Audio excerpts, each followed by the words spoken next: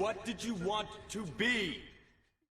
Time for you to look inward and begin asking yourself the big questions. Who are you? And what do you want?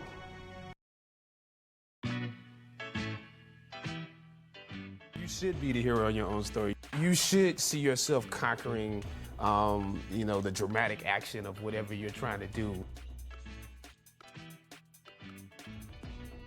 I'm your host, Tinum Tapati, and welcome to the Swiss Podcast.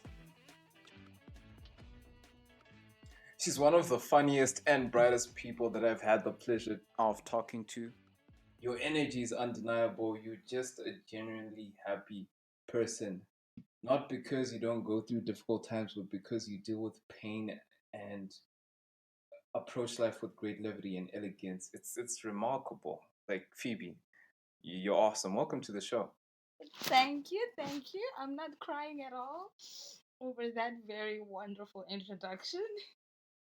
Hey, get her some tissue, please. Stat.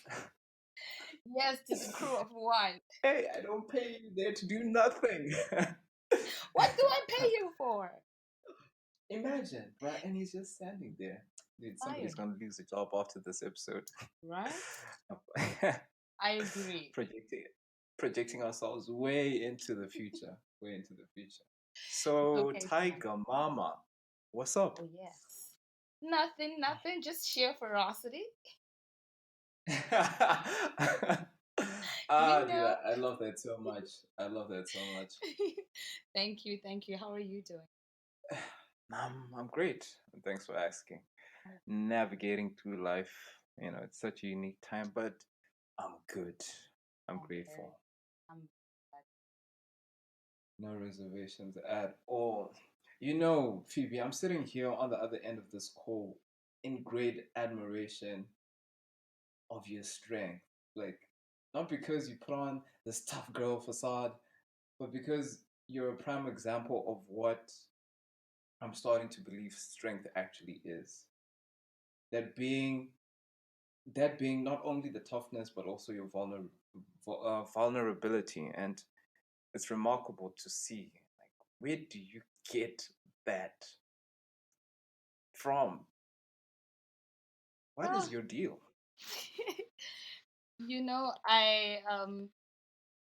I think that there's certain aspects of life that have us realizing that you have to move on from things that happen to you, and it has a lot to do with how you are raised as well as a person. I understand that we're all from different backgrounds, so some people don't have great relationships with parents and families, but I was lucky enough to have parents who just they let me they helped me to keep going, not that they would baby me or anything, but I would find motivation in just watching them work and watching them go through the obstacles of life and things like that. So I don't know what strength is to several different people, but to me it just means, you keep going.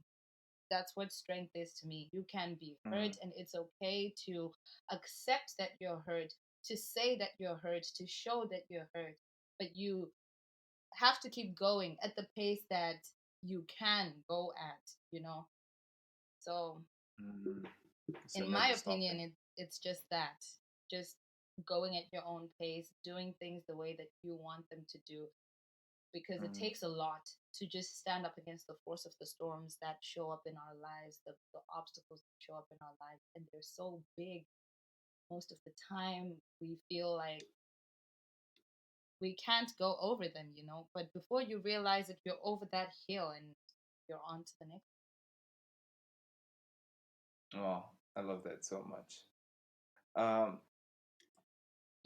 I guess this also leads me into the first question, actually the main topic of discussion, the thing that I'm dying to know like the most, and I guess most people are, is your superhero origin story. I discovered you on Instagram. I think I was mindlessly scrolling social media, and I came across your one of your TikTok videos. You're funny as hell, by the way, dude. Like, Thank you. you're hilarious. So I saw this video and I was like, ah, this. The one of the things that I appreciate in life is humor. So I checked out your page, and not only are you funny, dude, you've got all this insightful content that you put out, and it's just so motivating to see. And you also have a blog that you wrote, and I guess that's also part of your origin story. Mhm. Could you talk a bit about your blog? Well, I started my blog. You can hear me, right? Yeah, Okay, great. loud and clear. I started my blog, I think in October of 2000, September of 2018, around that time. And I started it just as a place to push out what I was seeing in the world as I was growing up. I realized that these years, especially your 20s, are a very pivotal time in our lives. And there is nothing that I want more than to be able to record the lessons that I learned, to Mm. to reread the perspectives that I have in so many different moments as we fleet through life. Um, One thing I always enjoyed was reading my old content. I always used to write for the Sunday Mail, and one time, a friend of mine read an article loud to me. I don't know how he had come across it. I didn't even know he was reading something that I wrote. So he was reading this thing and going on and on and on. He knew that I wrote it. And I was there like, But he damn, was who talking to wrote you. that? He was talking to me, exactly. We were sitting Uh, together and he was reading this piece that I wrote a long time ago. It was called Chapter 18. And it was published in the Sunday Mail. So I wrote it soon after I turned in 18. September of 2015, I think I spotted a photo. Yeah, exactly. It Yeah. was in 2018. So a few months after I turned 18, I wrote that. And so he's reading this piece to me. And I'm like, damn, who wrote that? And he goes, it's your piece. I'm Mm. like, what? I wrote that Lo and behold. when I was 18. You're lying ass, you know.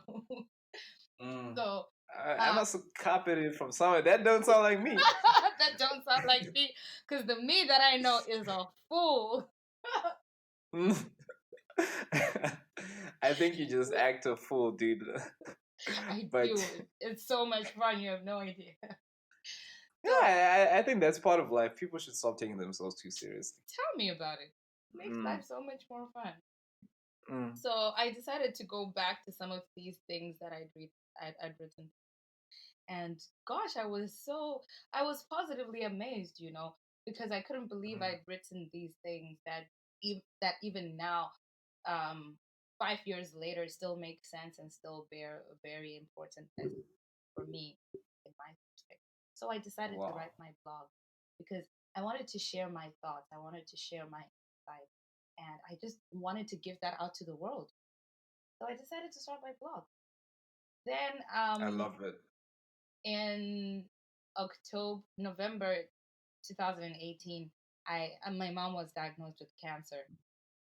So at Mm. that point, I'd only written, I think, 2 articles on this blog, and they were about feminism, and they were long. And to this day, I'm very proud of those articles because I really I put a read lot the of first work one. into them. Well written. Love it. You should read the second one too. It's really Mm. cool. The person who wrote it is totally awesome. This is awesome, right? It's just awesome. Make sure you give her the message. I will. Mm. So, then my mom was diagnosed with cancer, right? And I completely forgot about this blog. I went home and I was going to see her and to spend time with her. And so I was recording every single moment of that experience because my aunt had put something in my head about, making it a visual testimony when or if my mom managed to heal from the cancer and to survive. So I was recording every moment of this experience. How I recorded the moment I got there. I recorded little useless things, and I was writing these things down, mostly in video form. That's how I was recording them. And yeah, I kept them. Then she passed, and as a person who used to write, I remember even in high school, I used to write poetry and I used to write articles when I was feeling especially angry or miserable. I would write a lot to express my feelings. And then when my mom died, I don't even know how to explain it. I was emotionally constipated, basically, because I could not write a single thing. I remember writing a post about her death, I think 1 month after she died. So that was in January. And I was like, okay, I finally managed to write something. But for the whole year, I could not write anything coherent. I would start writing and then I would start crying. I would write like a line and then it's not making sense. And then I would delete it and get frustrated and start crying again. So then I think in October of 2019, I finally managed to write the first article, which on my blog is Her Story Part 1. It's called Love Shows Up. And I I was love that series, by the way. so, thank you. And I was so relieved. It felt like some sort of weight was lifted off my shoulders to say, okay, that was to me like the first step to healing this wound that is never going to heal. But it was, yeah, it was a big milestone. So that's that about my blog. Your blog and that series, specifically that series, is what made me reach out to you the most. And I just love how raw and honest you were. It's it's just incredible. It's a great read. And it's based on the passing of your mom. And I wanted to ask you how that has played a part in your life, in from the time she passed and going forward. Is that, like, would you say is that's a significant part of your origin story? It's the biggest part of my origin story, if not the only, almost the only part, Mhm. because I think It eclipses everything else, huh? it does. It really does. Mm. The moment that happened, I remember thinking, I've cried over boys? Really? And there's pain like this? Really? Wasted tears. Wasted tears. I would Mm. definitely say that it eclipses everything. You put it so perfectly. Because my mom, and I had not even realized this before, she was like the center of my world. She was my rock. She was my best friend. And I remember particularly something she sent, or she had it on her profile picture. She didn't send it directly to me, but it said, a daughter is just a little girl who grows up to be your best Who friend. grows up to be your best friend? Exactly. And this is something that you wrote in the blog, and I was like, Oh, it was, so I heartfelt was so thing. touched, and I remember there were these little sunflowers on that. I need to look for that picture again. And I was so Wow. touched, because at that time I think I was around 19, 20, so I was getting very, very close to my mom. I was just starting to realize that this is literally my best friend in the whole wide world. Like, no one comes before my mom, and that's it. And we were getting so close, and then she passed. Mm, And it was such a wow. significant part of my entire it is such a significant part of my entire story, because and I'm still writing it, so it's just a little tiny Yeah, essay. that's the beauty of But it. It's still unfolding. You're writing it's it still as it unfolds. unfolding, exactly. Yeah. So I um I was having all these emotions, feeling like I hadn't appreciated her enough. Like, I just wish she could come back for one more day just so I could tell her I love her. You start feeling all these things. And the one thing I remember very strongly is how demotivated I felt for a long time. Because one thing about me is that I'm self motivated. I don't need like motivational speakers or people to tell me I can do things, because I know I can do them. My dad told You me. don't need one if you are one. Something like that. I'm Mm, like, I don't need you to tell me that. I know mm, I'm terrible at math, I so don't tell me know. I can do anything, because I know I can't do math. But one thing I can Mm, do is write, or one thing I can do is speak. So wow. I am very self motivated. I know what I can and what I can't do. I know that my abilities are far reaching, and I can do a lot of things as long as I put earnest hard work into them and put effort, and I dedicate my time to these things. But my mom was a big part of that, just her being there, because I always used to do things And in my head, it was such a normal thing because I would just say, "Oh, I'm doing this so that I can be successful and then I can take care of my mom and dad." That was just it. Like it was such a Mm, natural part of the way that I used to think. And mm. I think even now, I still believe that one day I will be very successful. I think a lot But of is there people anything you believe can that. attribute that to? Like that thought process, is there anything you attribute it to? Like you're going to be successful and you're I going don't. to do ABC for your family? I don't know. Because it comes naturally, Something like but that. could you like probably identify the thing that sparked it, or it's just something that was My parents, ingrained in you definitely from the my beginning? parents. Your parents. No. Definitely my parents. They always used to tell me, they would supplement it a lot. But it was actually my English and history teacher who said to my mom one day during consultation, she said, "One thing I like about Phoebe is that she's very self motivated." And I didn't know that. But then I started to do a lot more introspection and I realized that it was true. So it was a balancing Mm. act of both, you know. So we were here trying to figure out which it was, but it was really um, an equal contribution of both. So my parents always used to tell me, like,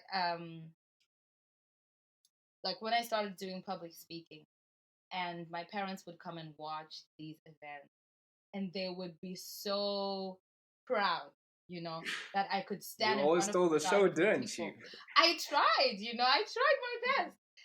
Like Yeah, I remember actually, my mom yeah. saying, I can't, like, whenever I watch you speak, I can't believe that you're my daughter. Like, you can stand in front of people and speak so well. And I would be like, I would be floating in flowers, like, yes, I made my mommy proud. Mm. Well, shout out to your mom. May her soul rest in eternal power. She made a beast of Ah, a she woman. tried. Yes. And you are making waves, not only then, but I'm even now on trying. social media, though. Yeah, I'm trying. But to But backtrack a little wait, bit, yeah? I was trying to just get to the point that um my mom passing really was like a big deduction from what motivated me. It had me doubting so much. Like I said, I still genuinely, like a lot of us genuinely believe we're going to be very successful, right? But when she Hmm. passed, I was like, so what do we know? Like, what really is gonna happen? What if I'm not successful and I end up living in a shack, living off scraps? It really had me in that sort of state of mind for a while. So that is a big part of my story, specifically because of that. And moving on from that has been a very big step to take because then I really have to self motivate. And that's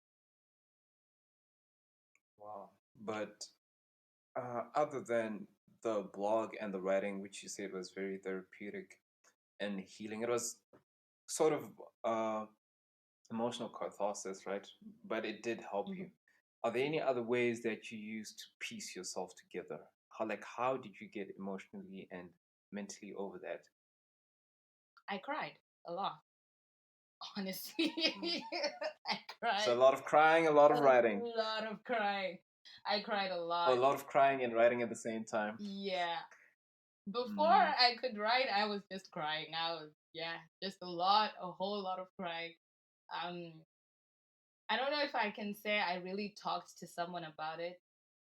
Not that I was keeping anything in, but I just didn't really. Oh, I would post about my mom all the time, and just like, I miss you, and then people would say, "Oh, may her soul rest in peace," and that was just it. But honestly, I Mm. cannot overemphasize the importance of a good cry. Even now, you don't get over that, so it can just hit you in the strangest of moments. I remember one time I had an incredible day. I had coffee with my friend in the morning. He took great pictures of me, which I was very happy about. We laughed so hard until our ribs almost cracked. And then I received the package. My cousin had sent me a beautiful handbag out of nowhere. And it was an amazing day, a genuinely amazing day. And then I got home Mm.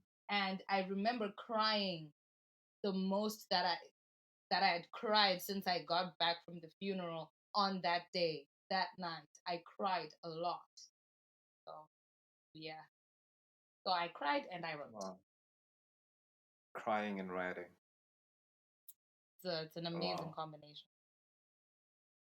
Yeah, and it seemed to have helped you a lot. And while we're actually talking about crying and writing, I saw one video you posted on the gram, Uh-huh. and you spoke about how you spoke about the definition of strength and how crying, like you have to cry. And you said something along that, like I'm paraphrasing, but you said Uh-huh. crying is not just a sign of pain, but an admission of pain. I didn't have to watch the video any further. I was like, that's it. Yeah, she got me. Like that was just so powerful, and it sent a shiver down my spine. Like I didn't even have to watch the video. And you drove the point home like so hard. I was just like, wow, she hit the nail on the head right there. Like that is just perfect. Like what inspires those videos? Like do you just wake up one day and like, you know what, I want to talk about crying and strength. Well, usually I have these things floating around in my head for a while before I decide to speak on them. Unless it's a political issue, because usually those things just spring up on you and you're like, what in the world is this? But Mm, that especially when video, you're coming from where we come from. right? Every day is a surprise. There's always something new. You just don't know. So Mm, for that particular video, I think I'd had these thoughts in my mind, and I made that video.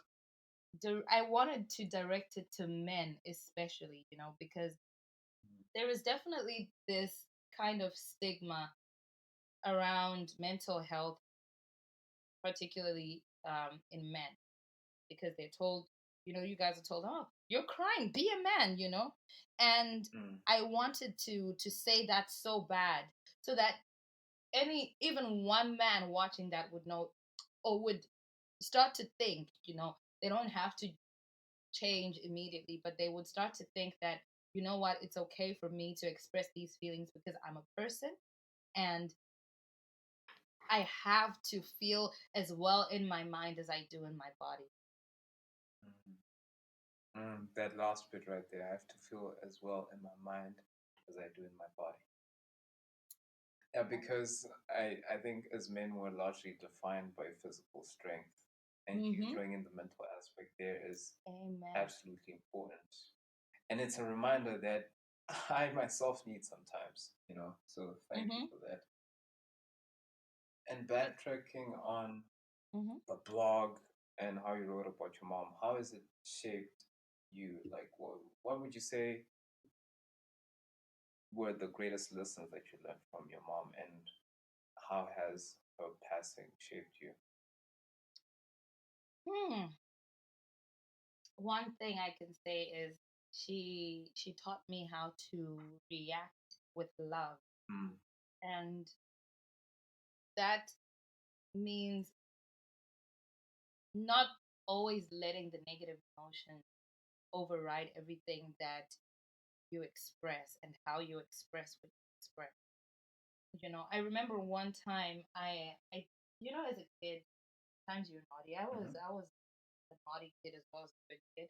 Yeah, you seem like a rambunctious kid with all that energy. Like, I got no doubt. I did something really quite terrible. And my dad was so angry with me. He was not talking to me for some days. And my dad and I have an incredible relationship generally. So Mm, that was something for him to not talk to me. He was furious. But my it mom was a sat lot me worse down than a and hiding, huh? bro, he tried to slap me. Then my mom held him back. So But even if your mom didn't intervene, I bet you'd have ducked. You. of course I would have dunked. Do you think I'm gonna sit there and take a beating? Are you mad? I was uh, gonna hide. We were gonna play hide and seek. Hip hop.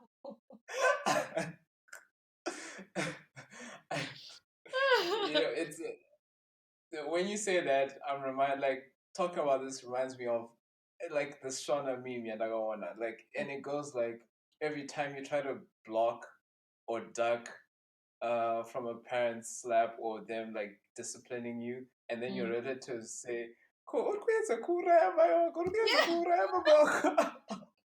exactly. I'm like, And for the non-Shona speakers, just that means that are you trying to kill your father? Are you trying to kill your parents? If you like duck or block their, you know, so I must hiding or just stuff sit like here and also you want me to die. You want them to kill me. Clearly. that. Never. So I did something terrible. And my dad, yeesh, he was so angry. The slap didn't actually reach me because I think his muscles were like contracting. That's how angry he was with me. And so he left the place, and my mom was she was there, and she just sat me down and she tried to talk to me about this situation, and she wanted to understand, and she was so gentle with it. I think to this day I'm in awe of her and how she reacted. She was such a gentle person that I Responding in really love. don't know how she did that. She was such a person who was so full of love. She took care of people who were not her children, and she made them feel like they were all her kids. She was just such a loving person in a way I find unbelievable, because it's so easy for us to be bad people. Even me, when I think about her, I'm like, sometimes I'm like, why am I not more like her? Because I be blowing up and wanting to slap people and shit. but, but she was so calm. It's like So, I need some of yeah, that love and kindness. I definitely learned. love and kindness. Yeah, I definitely Wow. learned. And how do you use this to fuel your endeavors now in the future? Because it's easy for people to listen to you now. They love your energy. I love your energy, and you're just so positive and inspirational. But like, I'm sure at some point you're in a dark place. How did you know, Mm, let get me. to that place? Like, is it, of course, crying and writing, but how do you get to the place where you view that ordeal as something positive or something inspirational? Like, how do you view it, actually? I still, I honestly view it as largely unnecessary, because it didn't need to happen. I didn't need to be any stronger through this process. Like, I could have lost a boyfriend or something. Like, that would Oh. have been fine. As your But boyfriend listens in, it's like, oh, no, why he wasn't there that time? But no, I'm teasing. I don't know. I mean, I could have had an accident or some shit. That would have been okay. I Mm. didn't need this to happen to make me stronger. And one thing that I genuinely hate about this ordeal is how people will tell you everything happens for you. There is no reason why my 10-year-old sister has to live without her mother. There is no reason why I have to live without my mother. So I honestly view it as unnecessary. I know there are a lot of people here, believers, who will say it's God's plan, that's and all these things from the Bible. It's okay. Thank you for those things, but I do not accept them.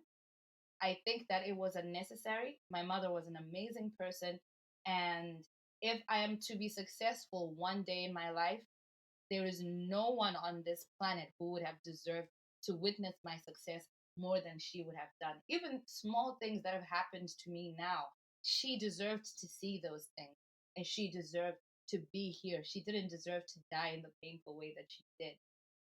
So, yeah, I know that people usually see me as very positive, but this is how I view this experience. It's in a very negative light for me.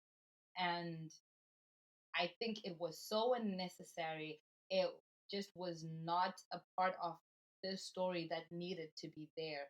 I don't view myself as much stronger than I was before, because I think I was genuinely a strong person before I left home and came to this land, this foreign land, to live here by myself. and I overcame so many things without the help of other people. So that experience to me was very unnecessary, but because it happened, I am forced to draw lessons from it so that I don't drown in the depression that can come with it. So I hope that Okay. answers your question. It does. So for you, largely unnecessary, but you draw lessons from it, from the experience. Okay. And has this in any way kind of affected your relationship with God? Like, I'm just curious. Oh yes, Are it you able to? definitely has. It Mm. definitely has. Um, there's so many things that are not logical or sensible to me anymore that I used to strongly believe in. I remember the other day a friend sent me this song, Waymaker. I think it's by Hillsong. And I cried my eyes out. It was just a few days ago. I cried my eyes out because I was thinking, how can you confidently say that whatever you ask for, you can get, and that this way is coming to you because you asked for it and because you prayed to God that it would come? There is no one in my family who did not pray for my mom to survive the cancer. She was so loved. She had people flying in from all over the world just to see her before she even died. So where is the way? That these things, they're so inevitable in the way that anyone suffering from grief would think. But you know, I guess it's a part of the process. Yeah, uh, I guess it is. And I understand you. You know, I might not agree completely, but Mm-hmm. I am the type of person to respect and uh, at least try to put myself in that person's shoes. You know, this Mm-hmm. is your life. There's this quote. Uh, I think it's by Prince Ea. I can't remember. He said that there's one Earth, but there's a billion worlds because everyone is living in their own world, and by virtue of that, everyone extracts different meaning from life. And I think we should all start trying to respect that people understand things a whole lot differently. Yeah, and Mm. I find it a little bit difficult to speak about the religious aspect of this entire experience because I know most of the people who will be listening in are Christians and very strong believers in God. I am in no way um, saying that this religion is illegitimate or that it's valid or that it's invalid. We're all entitled to our. It is just the way that I view the world, and it was I had been feeling this way before my mom got sick. I'd been feeling this way for a while. And this experience was just what took me over this proverbial edge. Um, but I do believe in God and the power that He has in our lives. I cannot just be an existential mass and Mm. just believe that things are the way they are. I believe in experiencing the power of God in different ways. I don't believe that God can be defined by my pastor, by your pastor, or by a church. I believe that God is limitless. We cannot, in our human minds, begin to understand his reach and his power and how he shows himself in our lives. So that I do believe in. But yeah, I'll leave it Mm. there. Yeah. Nah, that's absolutely cool. One other thing, I was really interested in. You keep bringing it up that you know you're going to be successful. You've got this grand vision of yourself in the future. What exactly is that? Like, is it just success in general, or you've got a vision of the type of person you're going to become, what you're going to do? What Yes. is that vision? I'm curious. I definitely believe that if an old rich man does not marry me to inherit his millions, I will be influential. I guess I could be influential. I mean, You're very outspoken, especially on this. state of current affairs. You're already influential. I don't know what you're talking about. I You're don't well think on your so. way. I You're don't well on your think way, I've believe even. me. I don't. I hope that this is not even a drop in the ocean of what I'm going to achieve. My Mm, it's my merely the beginning. yeah, right. My Mm, biggest dream is to be able to impact the lives of many, the lives of many people. I have had to come to terms with the fact that I can't change the world, and that breaks my heart. I can't save the world, but if I can slim it down, I think children are one of my top priorities.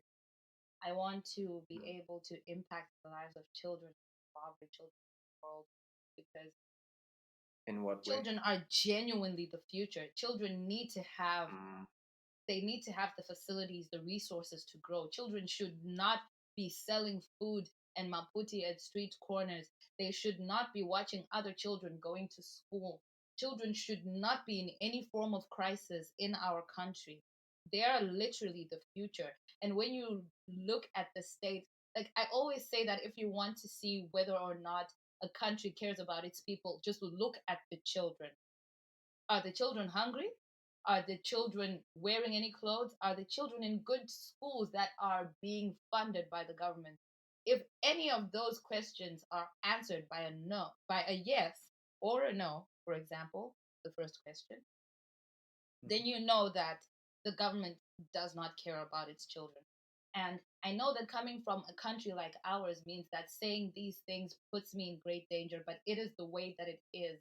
Our children are struggling. I have a sister who is 10, and when I think about the future of her education, it means I have to think about a figure that is upwards of 2000 if I want to give her a solid chance at life, a Mm, solid chance that will give her networks and resources that can actually give her, a chance against the world and the way that the world is set up now.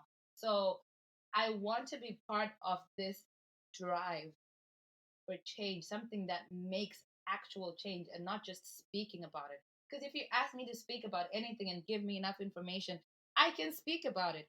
But I want to make the change, I want to drive that forth.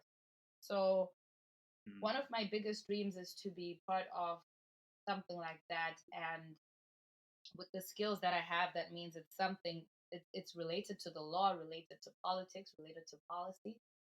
It does not necessarily have to be in the government of Zimbabwe. It can be through envoys that are sent to, for example, like the United Nations, and making sure that children, not only in Zimbabwe but in other, taking care of people in general. You've got women who cannot even drive in certain countries. You've got people, the mental health of people that's not being taken care of. I'm very passionate about healthcare. So yeah, I want to do the things that matter. I don't want to be a celebrity. I want. wow. I think that was just the cherry on top. I don't want to be a celebrity, but I want to be an influential person. Oh, way to wrap it up with a bow and everything. Okay. Oh, I stop it! I don't like it.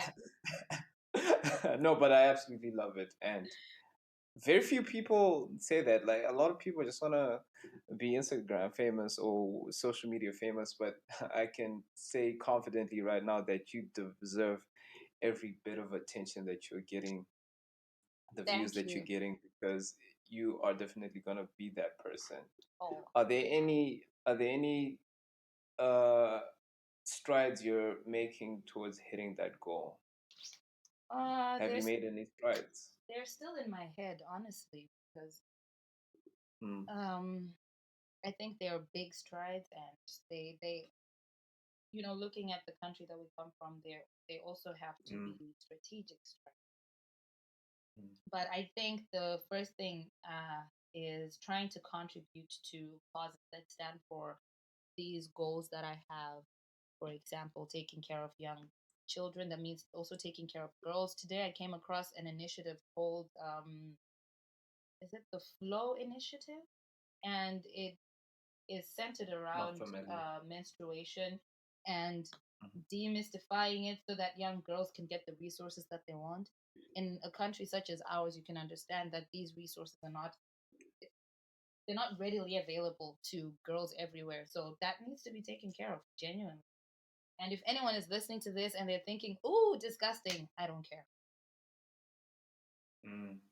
That's amazing. You're actually really active on these platforms. I've seen on your social media. You also mentioned something about mental health. You've Yes. been on the platform.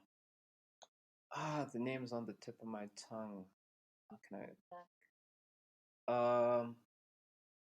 Where you were talking about blocking therapy. Oh, create sim. Create them, yes. You've been very active on there, so yeah, you're well on your way. Oh, that was fun. Mm, That was fun. I mm, just wish that these platforms had more visibility, because I feel like largely they're still quite unknown, and people don't gravitate towards these things. Because I remember at the time that I was doing this one live, actually, I was doing my first live broadcast on Instagram about what the citizens of Zimbabwe can do to make positive change. And right next to my live, there was the late Janimbi's live and all the girls twerking and stuff. So you can imagine I had less than 10. mm. I see. Yeah, usually that stuff distracts people. But it's okay. It's okay. And I'm that's used all to I'm gonna say about that, about those platforms. I it. don't. Okay. It's not the reason why we're here. I don't want to Yes. speak about GTV, whatever. The Maybe it's for conversation for another day. Conversation for another day. So your hashtag, uh, not your hashtag, but your username on Instagram is Tiger Mama, and you on also Twitter. use this, yeah, on Twitter, right? And you Yes. use this to express your views. Oh yeah. Is it just for political purposes? But Not wait, even. before we actually get to that, where did the username Tiger Mama come from? It's actually so catchy, Tiger Thank Mama. Where where'd you thanks. get it, Tiger Mama? Is it Thanks. like when I read it, I think of Kobe Bryant's The Black Mamba, because he Oh, had this moment. I'm gonna change my He had Instagram this username whole to that. no, because he had this mentality where um he got into a state of mind where this alter ego would handle business. That was the Black Mamba. So when I read Tiger Mama, I was like, huh, does she have an alter ego? Is this her kill Nope. mode? Is this how she handles, like, it's nothing of that sort. It's nothing of that sort. It's Phoebe. Okay. It's Phoebe, literally.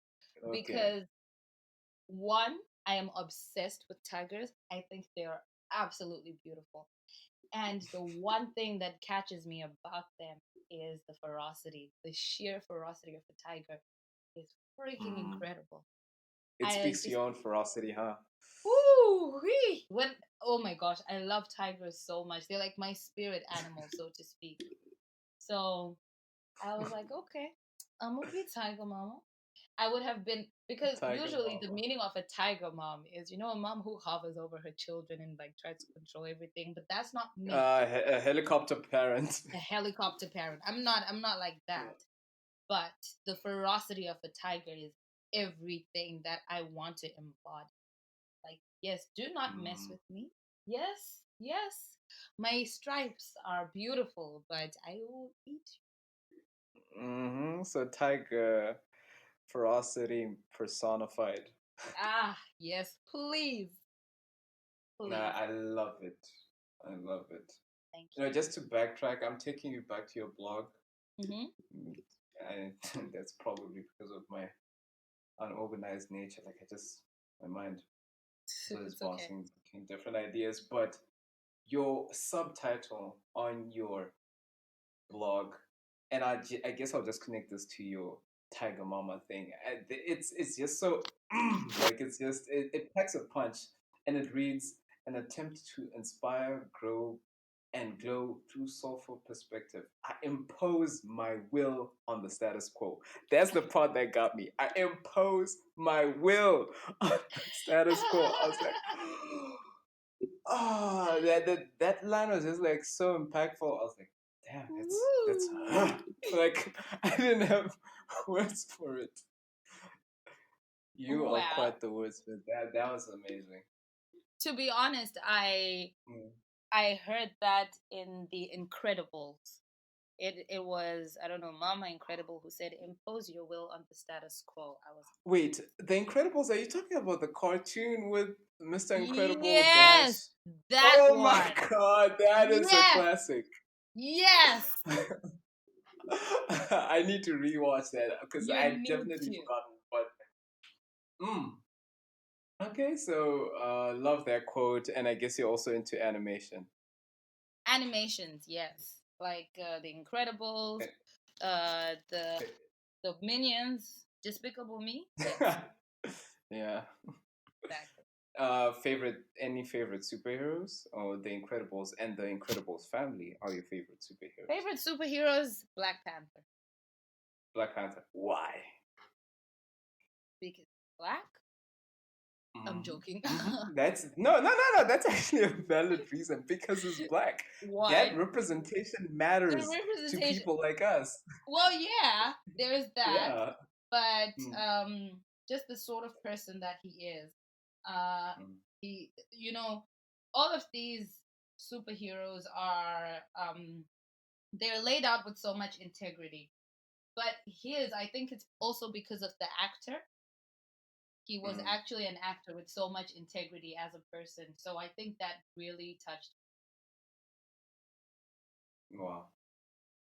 No, I absolutely love that because Black Panther is my favorite superhero too. It's Oh, been a couple in the past. It's been a couple in the past, but ever since that movie dropped, I'm like, no question, it's him. It's that dude.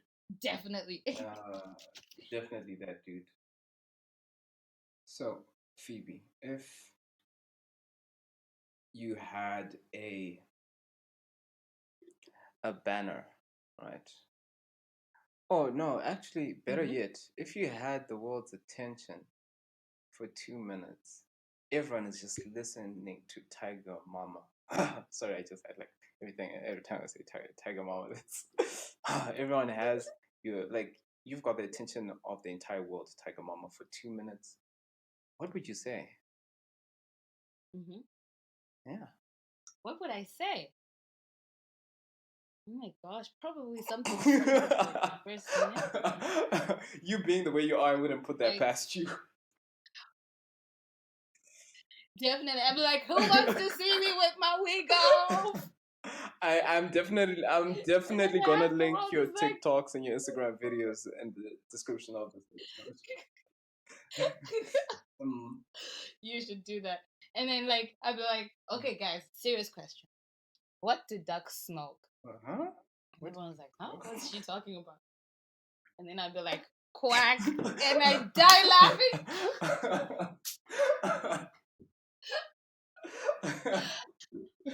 Oh man.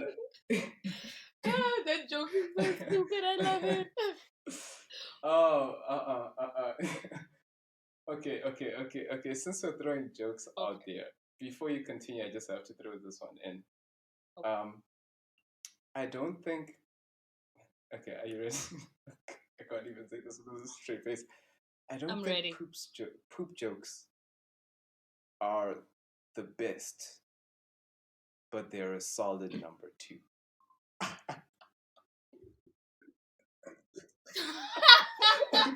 Exactly. That's so stupid.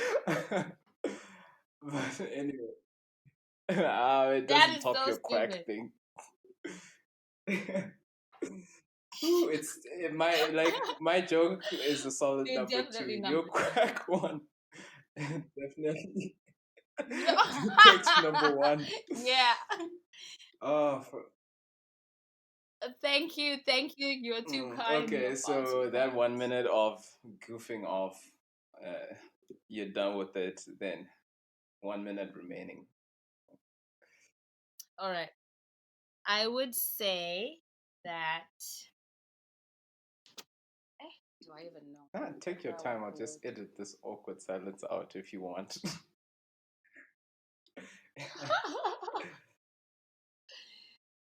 um, I would say, let me see.